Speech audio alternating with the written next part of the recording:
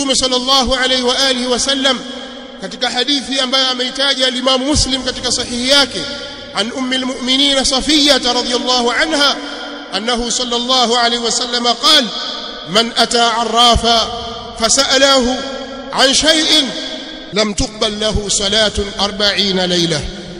Mtume sallallahu alayhi wasallam anasema yoyote atakayemwendea arraf mpiga ramli akamuuliza kitu chochote, wasemaje kuoa leo au siku fulani tarehe fulani kwa wakati fulani, wasemaje saa hii, akamuuliza kuhusu jambo hilo, jambo lolote, hazitakubaliwa swala zake kwa muda wa siku 40.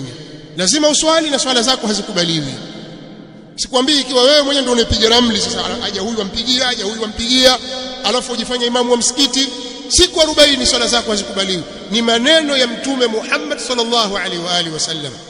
Bali ukienda kumuuliza jambo lolote akakujibu ukamwambia taire, umekwisha wewe.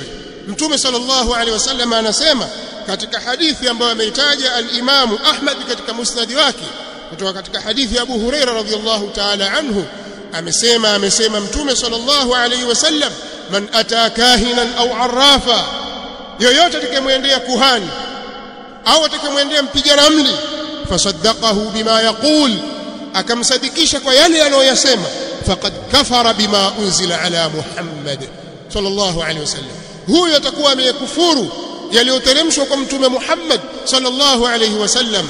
Alipoambiwa na mganga huyu na maalimu huyu mnajimu huyu kwamba jambo fulani hili usilifanye au kutakutokea jambo fulani, ukifanya kadha wa kadha kutakuwa kadha, fasaddaqahu bima yaqul, akamsadikisha kwa yale anayoyasema, faqad kafara bima unzila ala Muhammad sallallahu alayhi wasallam.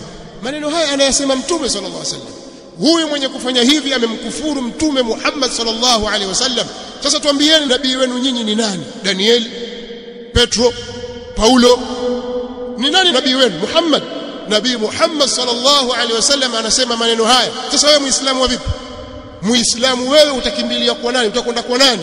Utajihami wapi ikiwa wewe umeacha mafunzo ya Mtume Muhammad sallallahu alaihi wasallam, umekwenda kushika mila za wazee wako, mila ya kabila lako, mila chafu, mila potofu za upigaji wa ramli na kuitakidi nuks